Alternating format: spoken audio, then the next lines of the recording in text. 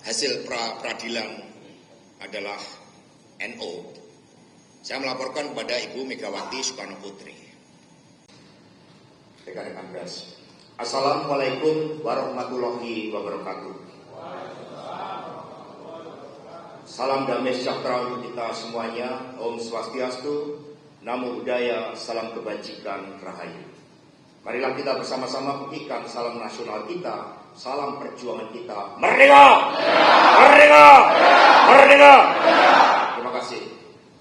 Seluruh masyarakat Indonesia, rekan-rekan DPP, para penasihat hukum, rekan-rekan pers, dan saudara-saudara sekalian. Pada hari ini, setelah cukup lama berdiam diri, melakukan perenungan terhadap berbagai bentuk kriminalisasi hukum yang ditujukan kepada saya, maka tibalah saatnya untuk memberikan penjelasan kepada seluruh masyarakat Indonesia dengan sebenar-benarnya.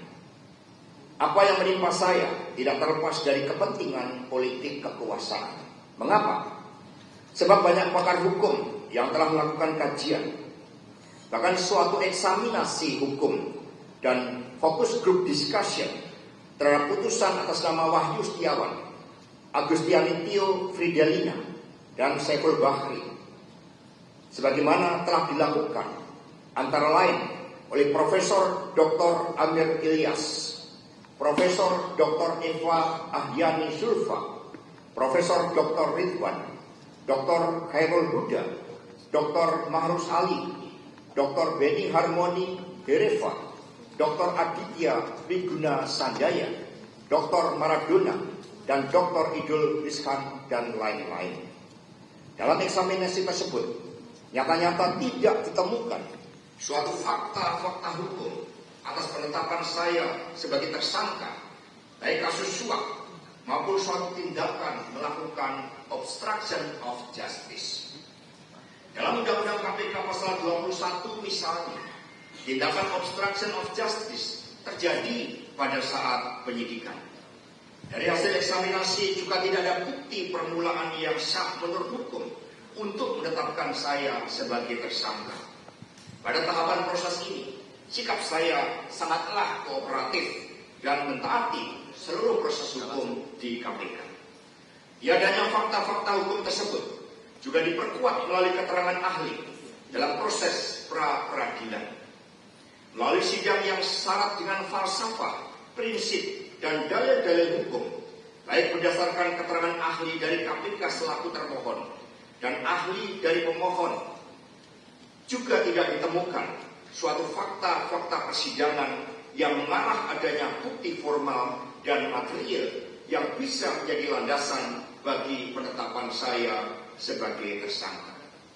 Nah, karena itulah kami juga men-challenge atas keputusan peradilan tersebut kepada para ahli hukum untuk melakukan eksaminasi terhadap seluruh dalil gugatan pemohon, jawaban termohon, dan keterangan para saksi, para ahli dalam pra-peradilan tersebut. Jadi ketika hasil pra-peradilan adalah NO, saya melaporkan kepada Ibu Megawati Soekarno Putri.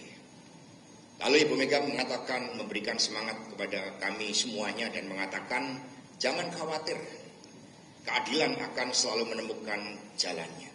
Jangan pernah khawatir, karena kita punya nafas perjuangan yang panjang. Jadi Ibu Mega mengatakan kita punya nafas perjuangan yang panjang. Ini yang tidak mereka lihat. Dalam eksaminasi tersebut, nyata-nyata tidak ditemukan suatu fakta-fakta hukum atas penetapan saya sebagai tersangka kasus suap maupun suatu tindakan melawan obstruction of justice. Jadi itu perlu kami tegaskan kembali. Karena itulah seluruh masyarakat Indonesia, rekan-rekan pers yang saya hormati, selain hal tersebut, ada fakta persidangan yang sangat menarik yang menyentuh aspek kemanusiaan dan nurani kita, yakni adanya intimidasi yang dilakukan oleh saudara Rosa Purbabekti terhadap saudari Tio. Demi ambisi menangkap saya, saudari Tio diintimidasi dan dibujuk dengan gratifikasi hukum sebesar 2 miliar rupiah. Syaratnya, saudari Tio harus menyebutkan keterlibatan saya Apa yang disampaikan oleh saudari Tio tersebut dilakukan di bawah sumpah. Sumpah di hadapan Tuhan yang Maha Kuasa, di hadapan Allah Subhanahu wa Ta'ala.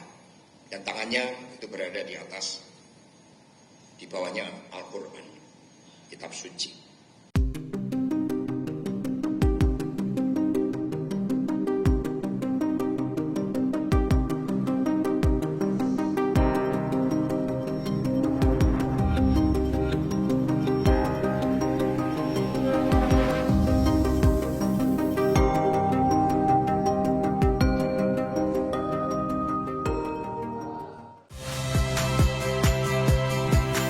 Saya Tifa Solesa.